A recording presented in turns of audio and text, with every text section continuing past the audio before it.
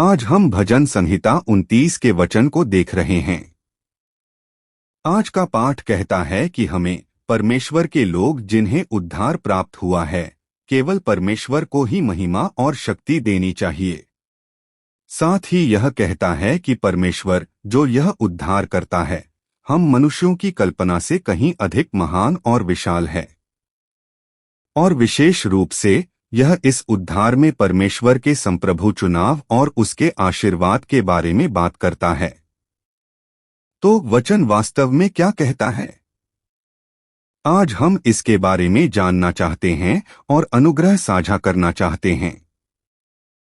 सबसे पहले आज का पाठ कहता है कि हमें परमेश्वर के लोग जिन्हें उद्धार प्राप्त हुआ है, केवल परमेश्वर को ही महिमा और शक्ति देनी चाहिए। आज के पाठ भजन संहिता 29:1-2 में, हे परमेश्वर के पुत्रों, यहोवा का गुणानुवाद करो, यहोवा की महिमा और सामर्थ्य को मानो। यहोवा के नाम की ऐसी महिमा करो जो उसके योग्य है, पवित्रता से शोभायमान होकर यहोवा को दंडवत करो। हे परमेश्वर के पुत्रों, यहोवा का गुणानुवाद करो, यहोवा की महिमा और सामर्थ्य को मानो। यहाँ परमेश्वर के पुत्रों का यदि शाब्दिक अनुवाद किया जाए तो इसे परमेश्वर के बेटे या देवताओं के बेटे कहा जा सकता है। इसलिए आप देख सकते हैं कि कुछ बाइबल अनुवाद इसे ओ परमेश्वर के पुत्रों के रूप में अनुवाद करते हैं। बेशक यह हमें संदर्भित करता है परमेश्वर के लोग जिन्हें उद्धार प्राप्त हुआ है। दूसरे शब्दों में इस शब्द का अर्थ है कि हम परमेश्वर के लोग जो बचाए गए हैं, हमें प्राप्त उद्धार के लिए परमेश्वर को बार बार महिमा और शक्ति देनी चाहिए और देते रहना चाहिए। यहाँ मानना या देना का अर्थ है किसी परिणाम आदि को श्रेय देना। संक्षेप में, मुझे प्राप्त उद्धार का श्रेय परमेश्वर को दें। ऐसा क्यों है? क्योंकि हमें प्राप्त उद्धार मेरी अपनी धार्मिकता, योग्यता, सहयोग या सहायता से प्राप्त नहीं होता है। इसके विपरीत हमें प्राप्त उद्धार विशुद्ध रूप से परमेश्वर का अनुग्रह है। नहीं, हमारा उद्धार एक ऐसा कार्य है जो केवल परमेश्वर की शक्ति, सामर्थ्य, अधिकार, ज्ञान और महिमा से संपन्न होता है। क्या ऐसा नहीं है? परमेश्वर ने हमें अनंत काल से पहले चुना और हमें बचाने के लिए कड़ी मेहनत की। बाइबल को देखते हुए हम देख सकते हैं कि हमारे लिए परमेश्वर की उद्धार की योजना विस्तार से बताई गई है, और हम देखते हैं कि यीशु उस उद्धार की योजना के अनुसार इस दुनिया में आए, क्रूस पर अपना लहू बहाकर मर गए, ताकि इसमें विश्वास करने वाले किसी भी व्यक्ति के सभी पापों को धो सकें और उन्हें मुफ्त में धर्मी कहकर बचा सकें। नहीं, हम पुष्टि कर सकते हैं कि यीशु ने हमारे बीच पवित्र आत्मा को भेजा और उसके माध्यम से वह उद्धार का कार्य कर रहे हैं। अर्थात उन्होंने हमें चर्च 153 में बुलाया, हमें परमेश्वर को जानने के लिए सुसमाचार के शब्द सुनाए और हमें परमेश्वर द्वारा किए जाने वाले उद्धार के बारे में बताया, ताकि एकलौते पुत्र के लहू की योग्यता में विश्वास करके हम उनके मार्गदर्शन और संचालन के तहत उद्धार तक पहुंच सकें। इस तरह हम पुष्टि कर सकते हैं कि हमारा उद्धार एक ऐसा कार्य है जो केवल परमेश्वर की शक्ति, सामर्थ्य, अधिकार, ज्ञान और महिमा से संपन्न होता है। इसलिए परमेश्वर के लोगों को सही मायने में यहोवा को प्राप्त उद्धार के लिए पूरी महिमा और शक्ति देनी चाहिए और देते रहना चाहिए। यहोवा के नाम की ऐसी महिमा करो जो उसके योग्य है, पवित्रता से शोभायमान होकर यहोवा को दंडवत करो। यहाँ यहोवा के नाम की ऐसी महिमा करो जो उसके योग्य है कहने का अर्थ है कि इस उद्धार में परमेश्वर की महिमा को थोड़ा सा भी नुकसान नहीं पहुंचाया जाना चाहिए। परमेश्वर की महिमा को थोड़ा भी सीमित या कम नहीं किया जाना चाहिए। इसके विपरीत सारी महिमा पूरी तरह से परमेश्वर को दी जानी चाहिए। दूसरे शब्दों में तथ्य यह है कि मुझे उद्धार प्राप्त हुआ है, विशुद्ध रूप से परमेश्वर का अनुग्रह है। अर्थात परमेश्वर ने मुझे केवल अपने नाम के माध्यम से बचाया, अर्थात अपने ज्ञान, शक्ति, अधिकार, प्रेम और दया के माध्यम से। यदि ऐसा नहीं होता और मैं यह दावा करता कि मेरे उद्धार को प्राप्त करने में मेरी धार्मिकता, योग्यता, सहायता या सहयोग था, तो परमेश्वर को प्राप्त होने वाली महिमा उस दावे की सीमा तक कम हो जाती और क्षतिग्रस्त हो जाती। इसलिए हम परमेश्वर के लोगों को सही मायने में पूरी महिमा और शक्ति पूरी तरह से परमेश्वर को देनी चाहिए। ओ परमेश्वर, मैं स्वीकार करता हूं कि मैं एक पापी हूं जिसे पाप के कारण अनंत काल तक मरना ही था। मुझे बचाने के लिए धन्यवाद जो इस कीड़े से भी कम हूं। मैं स्वीकार करता हूं कि उद्धार प्राप्त करने में सक्षम होना विशुद्ध रूप से परमेश्वर का अनुग्रह है। इस प्रकार इस उद्धार में अपनी धार्मिकता, योग्यता या अच्छे कर्मों का घमंड किए या दिखाए बिना हमें केवल परमेश्वर को ही महिमा देनी चाहिए। साथ ही हमें परमेश्वर को किस रूप में महिमा देनी चाहिए? पवित्रता से शोभायमान होकर यहोवा को दंडवत करो। यहाँ पवित्रता से शोभायमान पवित्र वस्त्रों के अर्थ में उस धार्मिकता के वस्त्र को संदर्भित करता है जो परमेश्वर अपने लोगों को पहनाते हैं। अर्थात परमेश्वर मसीह के लहू की योग्यता में विश्वास करने वाले किसी भी व्यक्ति के सभी पापों को धो देते हैं और उसे मुफ्त में धर्मी, निर्दोष, पवित्र कहते हैं, और यह ठीक उसी धार्मिकता के वस्त्र को संदर्भित करता है। उदाहरण के लिए पुराने नियम के समय में याजकों को हर बार परमेश्वर के सामने उपस्थित होने पर आध्यात्मिक आभूषणों के साथ पवित्र वस्त्र पहनने पड़ते थे। बेशक यह उस धार्मिकता के वस्त्र का पूर्वदर्शन और प्रतीक था जिसे हमारे परमेश्वर के लोग भविष्य में इस दुनिया में आने वाले मसीह के लहू की योग्यता में विश्वास करके पहनेंगे। दूसरे शब्दों में हमारे परमेश्वर के लोगों को सही मायने में परमेश्वर द्वारा भेजे गए मसीह यीशु मसीह के लहू की योग्यता में विश्वास के माध्यम से अपने सभी पापों से शुद्धि प्राप्त करनी चाहिए, मुफ्त में धर्मी ठहराया जाना चाहिए और उनकी आराधना करने के लिए परमेश्वर के सामने उपस्थित होना चाहिए। यह स्वयं परमेश्वर के सामने उपस्थित होने पर महिमा देने का सर्वोच्च रूप है। इसके विपरीत यीशु मसीह के लहू की योग्यता में विश्वास किए बिना परमेश्वर के सामने उन्हें महिमा देने के लिए उपस्थित होने का कोई अर्थ नहीं है। दूसरा, आज का पाठ कहता है कि परमेश्वर जो यह उद्धार करता है, हम मनुष्यों की कल्पना से कहीं अधिक महान और विशाल है। आज के पाठ भजन संहिता 29:3-9 में यहोवा की वाणी जल के ऊपर सुनाई देती है, महिमा का परमेश्वर गरजता है, यहोवा बहुत से जल के ऊपर रहता है। यहोवा की वाणी शक्तिशाली है, यहोवा की वाणी ऐश्वर्य से भरी है। यहोवा की वाणी देवदारों को तोड़ डालती है, यहोवा लबानोन के देवदारों को चकनाचूर कर देता है। वह लबानोन को बछड़े के समान और सिरियोन को जवान जंगली बैल के समान कुदवाता है। यहोवा की वाणी आग की लपटें निकालती है। यहोवा की वाणी जंगल को थरा देती है, यहोवा का देश के जंगल को कपा देता है। यहोवा की वाणी से हिरनियां ब्याहती हैं और वह वनों को मुंडा कर देता है और उसके मंदिर में सब कोई महिमा कहता है। ये शब्द हमें बताते हैं कि हमारा परमेश्वर कितना महान और विशाल है। और इसकी गवाही देने के लिए दाऊद बाढ़ का उदाहरण देता है। आमतौर पर जब बाढ़ आती है तो कैसा होता है? सामान्यतः जब आसमान से बड़ी मात्रा में बारिश गिरती है तो ऊपर बादल गरजते हैं और बिजली कड़कती है और घाटियों में बहुत सारा पानी भर जाता है और गंभीर मामलों में भूस्खलन होता है जिससे बहुत सारी मिट्टी बह जाती है और सभी पेड़ धारा के साथ बह जाते हैं, जिससे पहाड़ गंजी पहाड़ी की तरह नंगा हो जाता है। तब डरे हुए जंगली जानवर अपना रास्ता भटक जाते हैं और इधर-उधर भागते हैं और गंभीर मामलों में भी तनाव के कारण हिरनियां गर्भपात कर देती हैं। आज का पाठ ठीक उसी छवि को चित्रित कर रहा है। अर्थात इस दुनिया में जो कुछ भी होता है वह परमेश्वर के शासन और संप्रभुता के अधीन है। उस हद तक हमारा परमेश्वर महान और विशाल है। यहोवा की वाणी जल के ऊपर सुनाई देती है। यहाँ वाणी का अर्थ है आवाज की ध्वनि।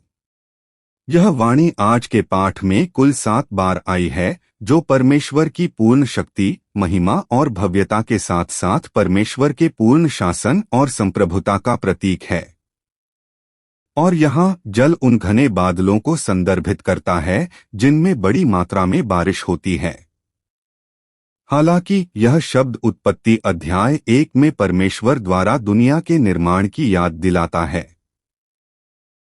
उत्पत्ति अध्याय 1 को देखते हुए हम देखते हैं कि हमारा परमेश्वर केवल अपने वचन से सभी चीजों की रचना करता है। इस तरह से परमेश्वर ने कहा, उजियाला हो, और उजियाला हो गया। उसी तरह आज के पाठ के शब्द दिखाते हैं कि हमारा परमेश्वर केवल अपनी वाणी से, अपने वचन से, अपनी इच्छा के अनुसार इस दुनिया और पूरे ब्रह्मांड पर शासन करता है और हावी रहता है। भले ही यह सब हमारे मानवीय तर्क और बुद्धि से समझना मुश्किल हो, वैसे भी परमेश्वर का यह ज्ञान, शक्ति और महिमा, ये सभी चीजें ऐसे चमत्कार हैं जिनकी हम मनुष्य कल्पना भी नहीं कर सकते। नहीं, परमेश्वर हम मनुष्यों की सोच और निर्णय से कहीं अधिक महान और विशाल है। उदाहरण के लिए, परमेश्वर वह है जो केवल अपने वचन से न केवल एक ब्रह्मांड बल्कि हजारों, लाखों ब्रह्मांड बना सकता है और अपनी इच्छा के अनुसार अपनी बनाई हुई हर चीज पर शासन और प्रभुत्व कर सकता है। तो दाऊद यहाँ इस पर क्यों जोर देता है? ऐसा इसलिए है क्योंकि हम मनुष्य इस अद्भुत परमेश्वर के बारे में बहुत छोटे, बहुत महत्वहीन तरीके से सोचते हैं, और उसके कारण हम परमेश्वर द्वारा किए जाने वाले इस उद्धार को बिल्कुल नहीं समझ सकते और संदेह कर सकते हैं। अर्थात परमेश्वर को अपने स्वयं के तर्क और बुद्धि में कैद करके, परमेश्वर की शक्ति, अधिकार और ज्ञान को सीमित, कम करके और बहुत छोटी चीज के रूप में सोचकर कोई समझ नहीं पाता और संदेह कर सकता है, परमेश्वर ऐसा उद्धार कैसे कर सकता है? क्या ऐसा नहीं है? बहुत से लोग परमेश्वर द्वारा किए गए उद्धार के बारे में चमत्कार देखने और सुनने के बावजूद इसे बिल्कुल नहीं समझते, संदेह करते हैं और इसे स्वीकार नहीं करते हैं। ऐसा क्यों है? ऐसा इसलिए है क्योंकि परमेश्वर की शक्ति, अधिकार, ज्ञान और महिमा के बारे में बहुत छोटे और कम तरीके से सोचने की प्रवृत्ति है। क्या किसी ने धर्म के लिए इसका आविष्कार नहीं किया? इसके अलावा आप लोगों को इसका मजाक उड़ाते और उपहास करते हुए भी देख सकते हैं। नहीं, एक कुंवारी जो पुरुष को नहीं जानती, वह बच्चे को कैसे जन्म दे सकती है? एक मृत व्यक्ति फिर से आध्यात्मिक शरीर के साथ कैसे जीवित हो सकता है और स्वर्गारोहण कर सकता है? लेकिन हमारा परमेश्वर वह है जो केवल अपनी वाणी से, अपने वचन से हजारों, लाखों दुनिया और ब्रह्मांड बना सकता है और अपनी इच्छा के अनुसार अपनी बनाई हुई हर चीज पर शासन और प्रभुत्व कर सकता है। नहीं, हमारा परमेश्वर जो यह उद्धार करता है, वह हम मनुष्यों की सोच से कहीं अधिक महान और विशाल है। इसलिए यदि परमेश्वर इसे करने का निर्णय लेता है, तो वह न केवल उन चमत्कारों को कर सकता है जो हमें बाइबल में मिलते हैं, बल्कि उनसे कहीं बड़े चमत्कार भी कर सकता है। चाहे वह पवित्र आत्मा द्वारा गर्भधारण हो, कुंवारी से जन्म हो, पुनरुत्थान और स्वर्गारोहण हो, या 5 रोटियों और 2 मछलियों का चमत्कार हो जिसने हजारों लोगों को खिलाया, या 40 वर्षों तक स्वर्ग से गिरने वाले मन्ना का चमत्कार हो, आदि। नहीं, यदि परमेश्वर चाहे तो इनसे कहीं बड़े चमत्कार कर सकता है। ऐसे लोग भी हैं। ऐसे लोग हैं जो सोचते हैं कि परमेश्वर को यह उद्धार करने में सक्षम होने के लिए हम मनुष्यों को कुछ धार्मिकता, योग्यता, सहायता या सहयोग प्रदान करना चाहिए। दूसरे शब्दों में, ऐसे लोग हैं जो सोचते हैं कि मनुष्य को बचाए जाने के लिए उसे परमेश्वर की पूरी व्यवस्था का पालन और अभ्यास करना चाहिए या बहुत से अच्छे कार्य करने चाहिए। वे सोचते हैं कि तभी परमेश्वर अंततः ऐसे व्यक्ति को बचा सकता है। इसी तरह ऐसे लोग हैं जो दावा करते हैं कि हम मनुष्य, यदि हम केवल यीशु मसीह के लहू की योग्यता में विश्वास करते हैं तो हम बिल्कुल भी बचाए नहीं जा सकते, बल्कि उसमें पश्चाताप को जोड़ा जाना चाहिए, जैसे कि अपने पापों पर शोक और आंसू। नहीं, इसके अलावा आप उन पाखंडों को देख सकते हैं जो सिखाते हैं कि उद्धार तक पहुंचने के लिए पापों की क्षमा का अनुभव, फिर से जन्म लेने का अनुभव होना चाहिए, या कानून के प्रति एक निश्चित आज्ञाकारिता होनी चाहिए। जैसे कि हमें बचाने के लिए परमेश्वर की शक्ति अपर्याप्त और अधूरी है, इसलिए हम मनुष्यों को बचाए जाने के लिए किसी चीज में मदद और सहयोग करना चाहिए, या दावा करना जैसे कि उद्धार मेरी अपनी भावनाओं, अनुभवों, शक्ति और क्षमता से प्राप्त किया जा सकता है। हालांकि दाऊद का दावा ऐसे लोगों पर निर्देशित है और यह घोषित करता है कि हमारा परमेश्वर आपकी सोच और माप से कहीं अधिक महान और विशाल है। क्या ऐसा नहीं है? हमारे परमेश्वर ने न केवल मनुष्य को अपने स्वरूप में बनाया है, बल्कि वह है जो अपनी इच्छा के अनुसार आत्मा और हृदय में भी शासन और संचालन करता है। अर्थात परमेश्वर उन लोगों को पवित्र आत्मा भेजता है जिन्हें उसने चुना है, ताकि वे चुने हुए लोग परमेश्वर को अच्छी तरह से जान सकें और परमेश्वर द्वारा किए जाने वाले उद्धार को भी अच्छी तरह से जान सकें, और फिर संचालन और शासन करता है ताकि वे एकलौते पुत्र के लहू की योग्यता में विश्वास करें और उस उद्धार तक पहुँचें।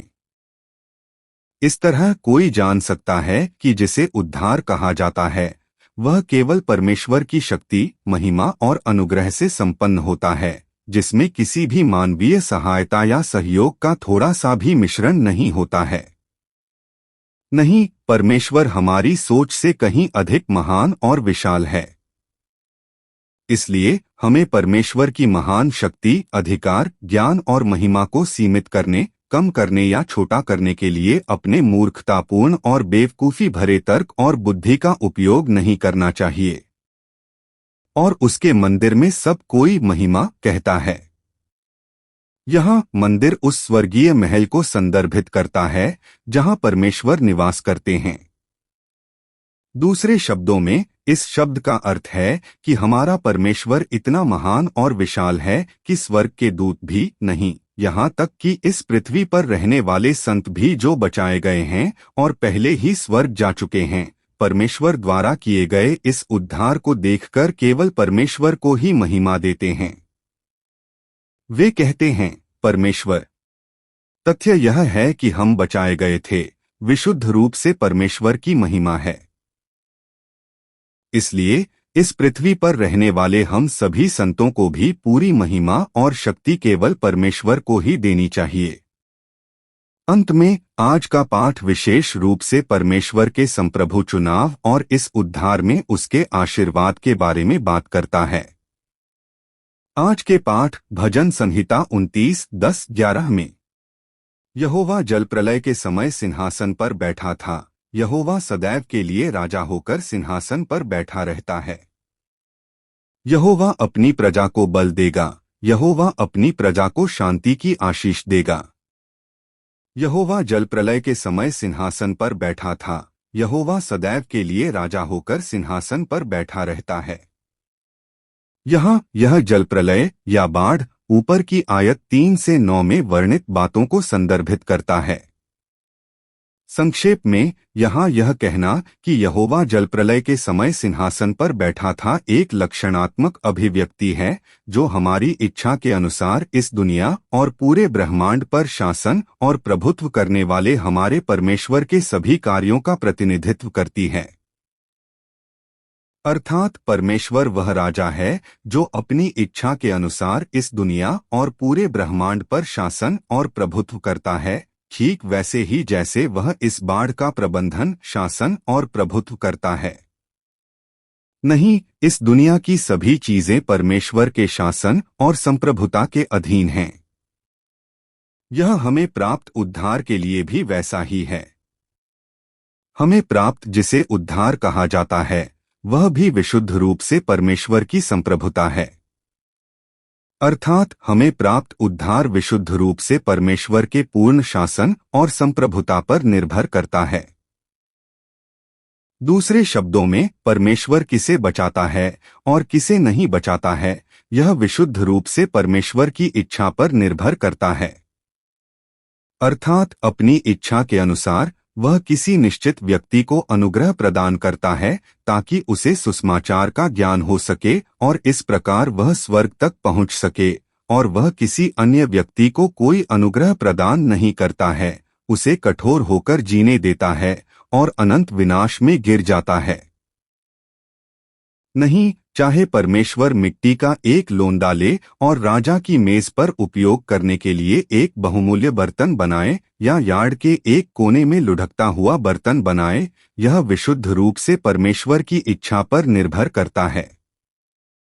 दूसरे शब्दों में, किसी को अपने लोगों के रूप में स्थापित करना या उसे शापित व्यक्ति के रूप में स्थापित करना विशुद्ध रूप से परमेश्वर के हृदय पर निर्भर करता है।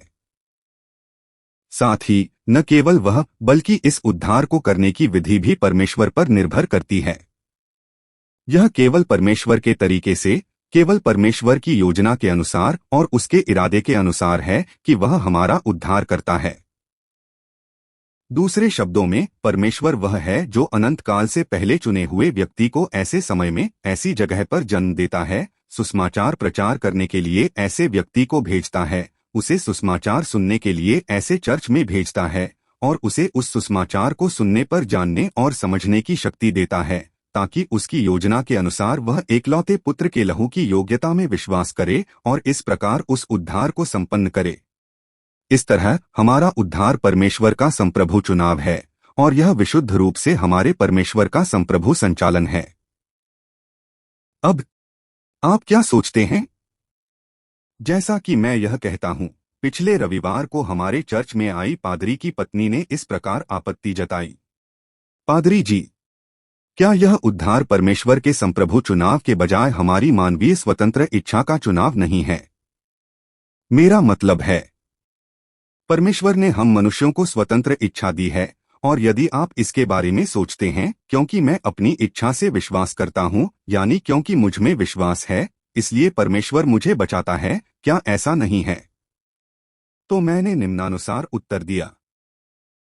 हमारा परमेश्वर आपकी सोच से कहीं अधिक महान और विशाल है। आपको परमेश्वर के ज्ञान, शक्ति, महिमा, शासन और संप्रभुता के बारे में बहुत छोटे, कम या सीमित तरीके से नहीं सोचना चाहिए, क्योंकि हमारा परमेश्वर हम मनुष्यों की सोच से कहीं अधिक महान और विशाल है। मैंने यह इसलिए कहा क्योंकि मैंने माना कि यह महिला परमेश्वर के बारे में, यानी परमेश्वर की शक्ति, अधिकार, महिमा और ज्ञान के बारे में बहुत छोटे, बहुत कम और सीमित तरीके से सोच रही थी। क्योंकि पहले भी इस महिला ने दावा किया था कि हमारे उद्धार के लिए यीशु मसीह के लहू की योग्यता में विश्वास के अलावा बचाए गए व्यक्ति की योग्यता के समान स्वैच्छिक पश्चाताप होना चाहिए, और यहाँ वह प्रत्येक मानव व्यक्ति के स्वतंत्र इच्छा चुनाव का दावा कर रही थी। इसलिए मैंने निम्नलिखित जोड़ा। तथ्य यह है कि आप हमारे परमेश्वर को जान सकती हैं और यीशु मसीह के लहू की योग्यता को भी जान सकती हैं और उसमें विश्वास कर सकती हैं, क्योंकि हमारे परमेश्वर ने आप पर अपार अनुग्रह किया है। इसीलिए आप यह सब जान और विश्वास कर सकती हैं। यदि ऐसा नहीं होता और परमेश्वर ने आप पर अनुग्रह नहीं किया होता, तो आप परमेश्वर को कैसे जान पाती, आप हमारे यीशु को कैसे जान पाती और आप यीशु मसीह के लहू की योग्यता में कैसे विश्वास कर पाती? तथ्य यह है कि हम यह सब जान, समझ और विश्वास कर सकते हैं विशुद्ध रूप से इसलिए है क्योंकि परमेश्वर ने अपार अनुग्रह प्रदान किया है। अर्थात क्योंकि हमारे परमेश्वर ने मुझे इस समय और इस भूमि में जन्म दिया जहां सुसमाचार सुना जाता है, मेरे लिए एक निश्चित प्रचारक नियुक्त किया ताकि मैं सुसमाचार के शब्द सुन सकूं और मुझे उन शब्दों को सुनने पर जानने और समझने की शक्ति दी। मैं अंततः यीशु मसीह के लहू की योग्यता में विश्वास कर सका। यदि ऐसा नहीं होता और मैं गोरियो युग में पैदा हुआ होता जब सुसमाचार नहीं सुना गया था, या यदि मैं अफ्रीका के गहरे जंगलों में पैदा हुआ होता जहां यह सुसमाचार नहीं सुना जा सकता है, तो मैं अपनी स्वतंत्र इच्छा के चुनाव के माध्यम से उद्धार कैसे प्राप्त कर सकता था? तथ्य यह है कि मैं अब बचाया जा सकता हूँ विशुद्ध रूप से इसलिए है क्योंकि परमेश्वर ने मुझे अब इस भूमि में जन्म दिया जहाँ सुसमाचार सुनाई देता है और मेरे सभी परिस्थितियों और मेरे हृदय पर शासन किया और इस सुसमाचार को सुनने में सक्षम होने के लिए मेरे कदमों को इस चर्च 153 तक निर्देशित किया। तो यह कैसे कहा जा सकता है कि मेरा विश्वास मेरी स्वतंत्र इच्छा के चुनाव का परिणाम है? इसके विपरीत तथ्य यह है कि मैं विश्वास कर सकता हूँ विशुद्ध रूप से इसलिए है क्योंकि परमेश्वर ने मुझे अपार अनुग्रह प्रदान किया है। अर्थात मैंने अपने व्यक्तिगत स्वतंत्र इच्छा चुनाव के माध्यम से विश्वास नहीं किया, बल्कि यह कहा जा सकता है कि मैं उस अप्रतिरोध्य अनुग्रह के माध्यम से विश्वास करने आया जो हमारा परमेश्वर उंडेलता है। दूसरे शब्दों में यह कहा जा सकता है कि परमेश्वर ने मुझे अनंत काल से पहले चुना और जब समय आया तो मुझे अपार अनुग्रह के साथ बचाया। इसीलिए क्या हम इस तरह से प्रार्थना नहीं करते? परमेश्वर, मुझे बचाने के लिए धन्यवाद। मुझे परमेश्वर को जानने के लिए और यीशु को भी जानने के लिए और मुझे निर्देशित करने और मुझ पर शासन करने के लिए धन्यवाद ताकि मैं यीशु मसीह के लहू की योग्यता में विश्वास कर सकूं और इस प्रकार मुझे बचा सकें। इस तरह तथ्य यह है कि मैं हमारे परमेश्वर को जानता हूं और यीशु मसीह के लहू की योग्यता में विश्वास कर सकता हूं क्योंकि परमेश्वर ने मुझे अपार अनुग्रह प्रदान किया है। फिर यह कैसे दावा किया जा सकता है कि मेरा विश्वास मेरे व्यक्तिगत स्वतंत्र इच्छा चुनाव से उत्पन्न हुआ है? सच तो यह है कि यह मैं नहीं था जिसने अपनी स्वतंत्र इच्छा के चुनाव से विश्वास किया, बल्कि यह कहा जा सकता है कि मैं विश्वास करने आया क्योंकि परमेश्वर ने मुझे अपार अनुग्रह प्रदान किया। अर्थात मैं परमेश्वर द्वारा प्रदान किए गए अपार अनुग्रह को अस्वीकार नहीं कर सका, मैं इसका विरोध नहीं कर सका और विश्वास करने आया। एक शब्द में यह कहा जा सकता है कि यह मैं नहीं था जिसने विश्वास किया, बल्कि मुझे विश्वास दिलाया गया था। इसीलिए बाइबल में इस विश्वास को परमेश्वर का दान कहा गया है। क्योंकि परमेश्वर मुझे विश्वास देता है, इसलिए मैं विश्वास कर सकता हूँ। यदि ऐसा नहीं होता और परमेश्वर ने मुझे कोई अनुग्रह प्रदान नहीं किया होता तो मैं कैसे विश्वास कर सकता था? मैंने कहा। इस पर पादरी की पत्नी ने उत्तर दिया, आह, मैं भी ऐसा ही सोचती हूँ। और फिर कहा उसके पास समय नहीं है और जल्दी में चली गई। अब आप क्या सोचते हैं? यह घटना ठीक वही है जो पिछले रविवार को हुई थी। हमारे परमेश्वर ने उस महिला को हमारे चर्च 153 में भेजा था। उसने उसे क्यों भेजा? मुझ जैसे मूर्ख और अज्ञानी को अच्छी तरह से जानने और महसूस कराने के लिए, ताकि मैं आज के पाठ के शब्दों को अच्छी तरह से समझ सकूं और उनकी घोषणा कर सकूं। अर्थात उस महिला के प्रश्न और उस पर मेरे उत्तर के माध्यम से परमेश्वर ने स्वयं सीधे संचालन और शासन किया ताकि मैं आज के वचन को अच्छी तरह से तैयार कर सकूं। उसने ऐसा क्यों किया? यह आपके विश्वास को गहरा करने और उसे दृढ़ता से स्थापित करने के लिए है।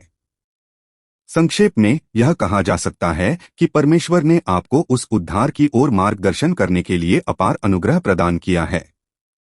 इस तरह हम पुष्टि कर सकते हैं कि परमेश्वर अपनी इच्छा के अनुसार, अपनी योजना के अनुसार, अपनी शक्ति और महिमा के माध्यम से हमारा उद्धार करता है। नहीं, परमेश्वर बहुत महान और बहुत विशाल है। वैसे भी यह स्वयं परमेश्वर का संप्रभु चुनाव है। यह स्वीकार करना कि यह मैं नहीं था जिसने परमेश्वर को चुना और अपने स्वतंत्र इच्छा चुनाव के माध्यम से उसमें विश्वास किया, बल्कि मैं विश्वास करने आया क्योंकि परमेश्वर ने मुझे अपार अनुग्रह प्रदान किया, और यह विश्वास करना कि परमेश्वर ने मुझे अनंतकाल से पहले चुना और जब समय आया तो मुझे उस अद्भुत शक्ति और अनुग्रह के साथ बचाया, यह स्वयं परमेश्वर का संप्रभु चुनाव है। यहोवा अपनी प्रजा को बल देगा, यहोवा अपनी प्रजा को शांति की आशीष देगा। यहाँ अपनी प्रजा परमेश्वर द्वारा अपनी इच्छा के अनुसार अनंत काल से पहले चुने गए हमारे परमेश्वर के लोगों को संदर्भित करती है। लेकिन तथ्य यह है कि इसका लगातार 2 बार उपयोग किया गया है, इस बात पर जोर देता है कि परमेश्वर के लोग वे सत्ताएं हैं जिन्हें अनंत काल से पहले परमेश्वर के संप्रभु चुनाव के माध्यम से बचाया गया है। अर्थात परमेश्वर के लोग वे सत्ताएं हैं जिन्हें परमेश्वर ने अनंत काल से पहले ही चुन लिया था, जब उन्होंने खुद अभी तक कुछ नहीं किया था, नहीं, जब वे इस पृथ्वी पर पैदा भी नहीं हुए थे। वैसे भी यह शब्द ठीक ऐसे परमेश्वर के संप्रभु चुनाव में विश्वास करने वाले परमेश्वर के लोगों के आशीर्वाद की बात करता है। तो वह आशीर्वाद क्या है? वह आशीर्वाद बल और शांति है। इसका क्या मतलब है? यदि हमारा उद्धार परमेश्वर का संप्रभु चुनाव नहीं बल्कि हम मनुष्यों की स्वतंत्र इच्छा का चुनाव होता तो यह कैसा होता? यदि ऐसा होता तो हमारे परमेश्वर के लोग हमेशा डरे हुए, हमेशा अशांत और हमेशा चिंतित रहते। क्या होगा यदि इस तरह होने के कारण मैं नरक की उस आग की झील में गिर जाऊं? क्या ऐसा नहीं है? जब कोई परमेश्वर के अनुग्रह से लबालब होता है तो उसे बचाए जाने जैसा महसूस होता है, लेकिन इसके विपरीत जब कोई पाप के कारण लड़खड़ाता है या जब वह अनुग्रह कम हो जाता है तो उसे अभी तक बचाए नहीं जाने जैसा महसूस होता है। इस तरह जिसे मानवीय स्वतंत्र इच्छा चुनाव कहा जाता है वह हमेशा चंचल और अस्थिर होता है। उस दिन की स्थिति के आधार पर कुछ दिन ऐसे होते हैं जब लगता है कि विश्वास है और कुछ दिन ऐसे होते हैं जब नहीं, और उसी के अनुसार कुछ दिन ऐसे होते हैं जब लगता है कि कोई बचा लिया गया है और कुछ दिन ऐसे होते हैं जब नहीं। तो यदि हमारा उद्धार प्रत्येक मानव व्यक्ति की स्वतंत्र इच्छा का चुनाव होता तो हम कितने डरे हुए, अशांत और चिंतित होते। हालांकि यदि हमारा उद्धार अनंतकाल से पहले परमेश्वर का संप्रभु चुनाव है तो यह उसके लोगों के लिए एक अपार सांत्वना, शक्ति और शांति बन जाता है। क्या ऐसा नहीं है? भले ही अब मेरा शरीर कमजोर है और मैं पाप करके गिर जाता हूं, या भले ही ऐसा लगता है कि उस शैतान इब्लीस के अस्थायी बहकावे और प्रलोभन के कारण मेरा विश्वास कम हो गया है, हमारे उद्धार पर बिल्कुल भी प्रभाव नहीं पड़ेगा। नहीं, क्योंकि हमारा उद्धार प्रत्येक मानव व्यक्ति की कमजोरी और कमियों पर निर्भर नहीं करता है बल्कि अनंतकाल से पहले हमारे परमेश्वर के उस चुनाव पर निर्भर करता है। इसलिए इसे अत्यंत सुरक्षित और दृढ़ कहा जा सकता है। भले ही मैं थोड़ा अपर्याप्त, औसत दर्जे का हूं और लड़खड़ाता हूं, चूंकि परमेश्वर निश्चित रूप से मुझ पर दया करेगा और मेरे प्रति दयालु होगा ताकि उस चुनाव के अनुसार निश्चित रूप से मुझे बचा सके। मैं किसी भी अपर्याप्तता, औसत दर्जे या लड़खड़ाहट के बीच बिल्कुल भी डरा हुआ, बिल्कुल भी अशांत, बिल्कुल भी चिंतित नहीं हूं, बल्कि इसके विपरीत मैं प्रचुर सांत्वना, शक्ति और शांति का आनंद ले सकता हूं। जल के ऊपर यहोवा की वाणी। ओ परमेश्वर, धन्यवाद। परमेश्वर, धन्यवाद। परमेश्वर, मैं आपसे प्रेम करता हूं। मैं कौन हूं कि आपने मुझे हमारे परमेश्वर को जानने के लिए प्रेरित किया और परमेश्वर द्वारा किए जाने वाले उद्धार को भी जानने के लिए और एकलौते पुत्र के लहू की योग्यता को जानने के लिए प्रेरित किया ताकि उसमें विश्वास कर सकूं और उद्धार प्राप्त कर सकूं। मुझे इस तरह निर्देशित करने के लिए धन्यवाद। हमें आशीर्वाद प्रदान करें ताकि हम वे बन सकें जो प्रभु के सामने खड़े होने के दिन तक उनसे विमुख न हो। मैं यीशु के नाम पर आशीर्वाद देता हूं। आमीन।